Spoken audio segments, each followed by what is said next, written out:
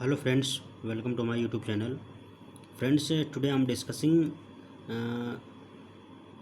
questions which are asked in NTA NET. Okay, तो friends जो questions आपके NTA NET में और गेट में पूछे गए हैं उसको आज हम कुछ सॉल्व करते हैं। ये क्वेश्चंस आपके ऑपरेटिंग सिस्टम और कंप्यूटर आर्किटेक्चर के रिगार्डिंग हैं। ठीक है, तो ये क्वेश्चन काफ़ी आपके एग्ज़ाम में पूछा गया है और आगे आपके एग्ज़ाम्स में आने की प्रोबेबिलिटी ज़्यादा है। आपका जो DCIO एग्ज़ाम होता है या फिर आपका NILT, ठीक है, तो असिस्टेंट साइंटिस्ट के रिगार्डिंग, तो उसमें क्वेश्चंस आपके आए हुए हैं, तो इनको सॉल्व करते हैं। ये क्वेश्चंस आपके आने वाले एग्ज़ाम्स के पॉइंट ऑफ व्यू से काफ़ी इंपॉर्टेंट हैं। तो चलिए शुरू करते हैं। आपका क्वेश्चन है a fast wide SCHL second disk arrive spins eight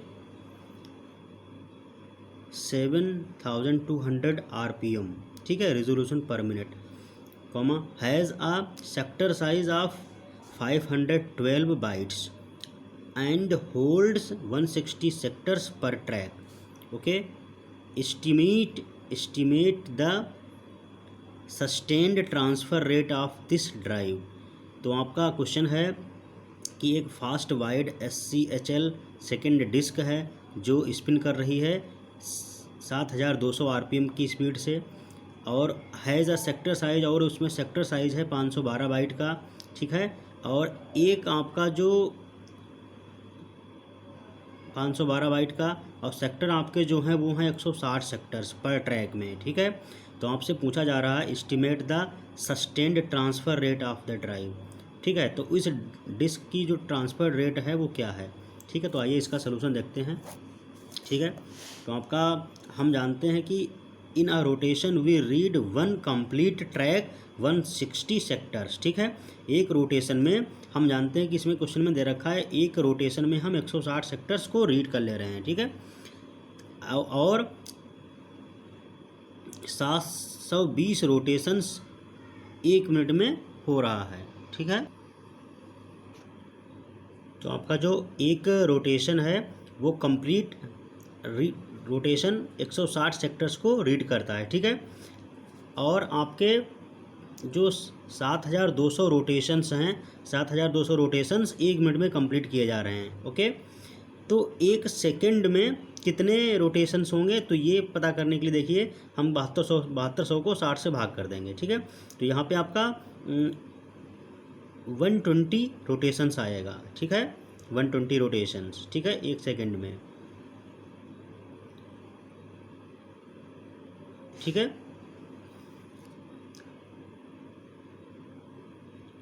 तो फिर आपका इसका मतलब है एक सेकंड में 120 रोटेशंस आएंगे। क्लियर, यहाँ से आपने पता कर लिया।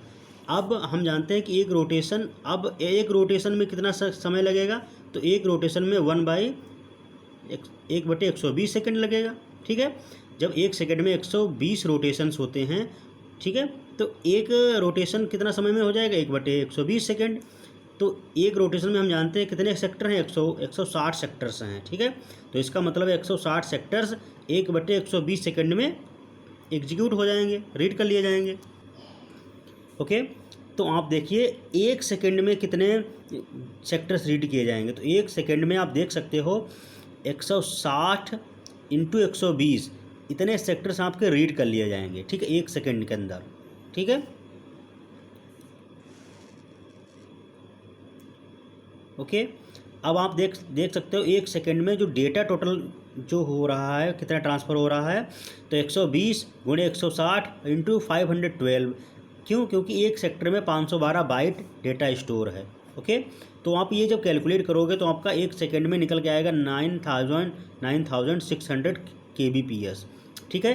तो ये जो वैल्यू कैलकुलेट हम करेंगे तो एक सेकंड में कितना निकल के आएगा, 9600 किलोबाइट पर सेकंड। तो ये आपका फाइनल आंसर है, ठीक है। तो फ्रेंड्स इसको एक बार फिर से देखो, आपको डिक्टेट कर देते हैं।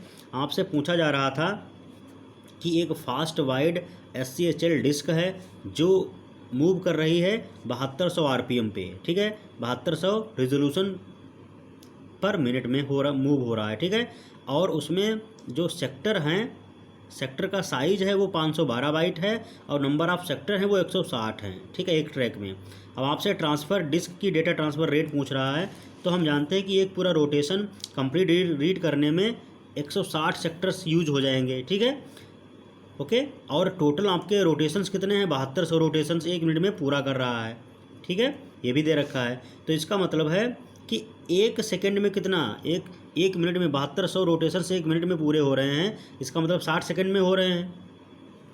तो 1 सेकंड में कितना होगा, तो 7200 को भाग कर दें 60 से, तो 60 से भाग करोगे तो आपका 120 रोटेशन आएगा। इसका मतलब 1 सेकंड में कितने रोटेशन होंगे, 120।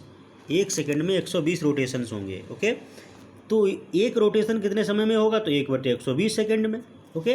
तो एक रोटेशन में 100 आपके सेक्टर कितने हैं, एक से रोटेशन में सेक्टर आपके हैं 160, ठीक। तो 160 सेक्टर रीड करने में समय लगेगा 1/120 सेकेंड, ठीक है।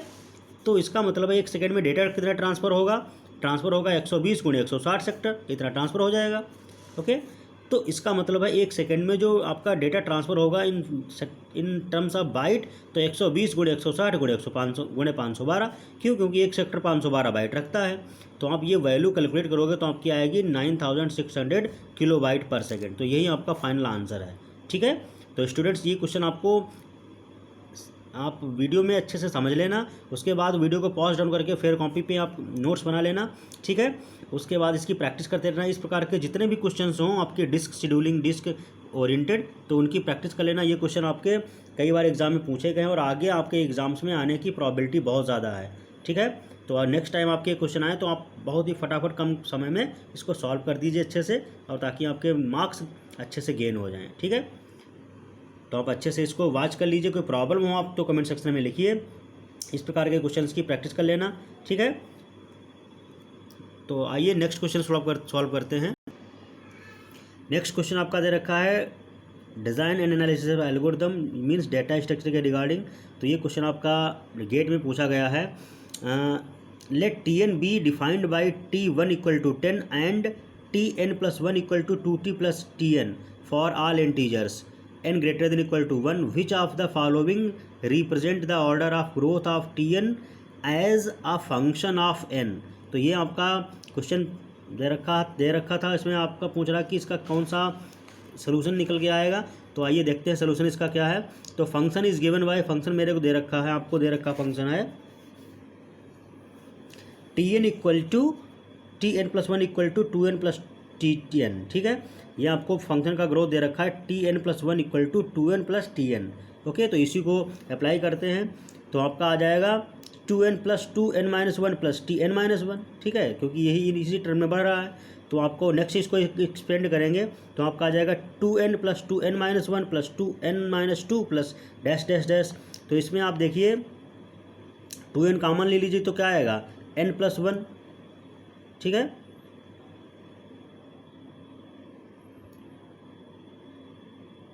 ठीक है, तो n + 1 आएगा यहाँ पे बाई 2n। तो ये आपका एक्सपेंड किसका है 2n n + 1 / 2 + 10, ठीक है। तो इसका मतलब है कि आपका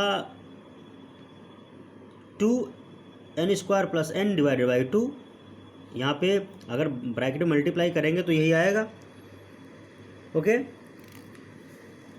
+10 2n² + n / 2 और +10, ओके। तो इसमें आप देखिए n² + n + 10 आएगा। तो फाइनली इसमें n की जो सबसे मैक्सिमम पावर है वो है n²। तो ये आपका जो फंक्शन का ग्रोथ है वो ऑर्डर ऑफ n² आ जाएगा, ठीक है। तो यही आपका आंसर है, ओके। तो इस क्वेश्चन का जो फंक्शन ग्रोथ है वो ऑर्डर ऑफ n² है, ठीक है। क्लियर? कोई डाउट हो तो आप कमेंट सेक्शन में लिखिए, मैं उसको इमीडिएटली रिजॉल्व कर दूंगा, ठीक है। उस प्रॉब्लम को सॉर्ट आउट करते हैं।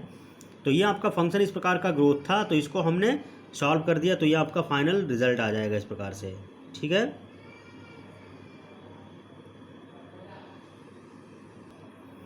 फ्रेंड्स आपका नेक्स्ट क्वेश्चन, ये जो असिस्टेंट साइंटिस्ट का एग्ज़ाम होता है यूपीएससी कराती है, आईबी का होता है, उससे रिगार्डिंग है, आपका डेटा स्ट्रक्चर से पूछा गया है। क्वेश्चन है nth derivative of x⁴n is. तो ऑप्शन दे रखा है A एन एक्स की power N minus one, B option दे रखा है एक्स की power n factorial n, C option आपका है एन एक्स की पावर एन फैक्टोरियल एन, और डी आपका ऑप्शन दे रखा है फैक्टोरियल एन। ठीक है, तो आपका जो करेक्ट आंसर है वो इसका डी ऑप्शन है। तो आइए देखते हैं कैसे इसका ऑप्शन डी करेक्ट है। तो सोल्यूशन इसका देखते हैं। The given function is F X equal to आपका एक्स की पावर एन दे रखा है।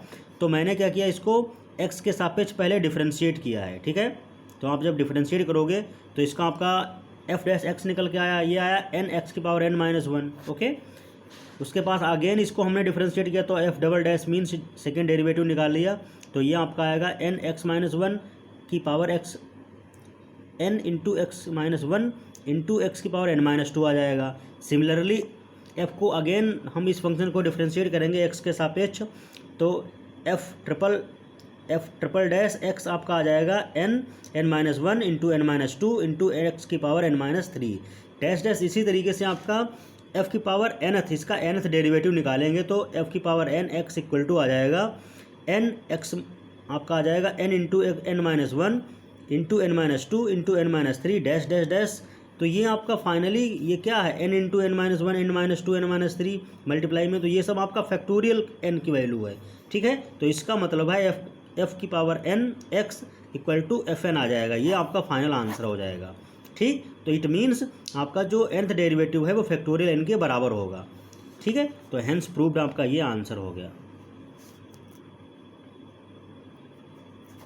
ओके, तो ये आपका आंसर है। ठीक है, तो आपका जो nth डेरिवेटिव होता है एक्स की पावर एन का वो फैक्टोरियल एन निकल के आता है। ठीक है, तो हेंस प्रूव्ड। ओके, तो आप अच्छे से वीडियो को आप देख लीजिए, समझ लीजिए, कोई प्रॉब्लम हो तो आप कमेंट सेक्शन में लिखिए, मैं उसको इमीडिएटली रिजॉल्व करूँगा। तो स्टूडेंट्स आपको क्या करना है, फ्रेंड्स आप अपने फ्रेंड्स को ये वीडियो शेयर कर देना, क्योंकि कुछ बच्चे जो बच्चे गेट नेट या फिर कंप्यूटर साइंस के रिगार्डिंग किसी भी कॉम्पिटिटिव एग्ज़ाम की तैयारी कर रहे हैं, इंफॉर्मेशन टेक्नोलॉजी और कंप्यूटर साइंस के रिगार्डिंग, तो उनका ये एग्ज़ाम अच्छा हो जाए। ये क्वेश्चन बहुत इंपॉर्टेंट हैं, इस प्रकार के क्वेश्चन आपके एग्ज़ाम में हर कॉम्पिटिटिव एग्ज़ाम में बनते हैं, तो वो क्वेश्चन उनसे मिस ना हो और वो अच्छे से क्रैक कर जाएं। इस तरीके से आप उनकी हेल्प कर सकते हो, और जो व्यक्ति किसी न किसी की हेल्प करता है तो डेफिनेटली किसी न किसी रूप में उसकी भी हेल्प डेफिनेटली होती है। ठीक है, तो आप अगर चैनल को पहली बार देख रहे हैं तो चैनल को सब्सक्राइब करके बेल आइकन को प्रेस कर लेना, क्योंकि इस प्रकार के वीडियो जब भी मैं कोई इंपॉर्टेंट आपको अपलोड करूं तो आप तक नोटिफिकेशन जल्दी से पहुंच जाए, और आप इस प्रकार के कंटेंट का यूज़ करके अपना जो भी कॉम्पिटिटिव एग्ज़ाम की तैयारी करना है वो आप अच्छे से क्रैक कीजिए और लाइफ में सक्सेस होइए। ठीक है, थैंक यू।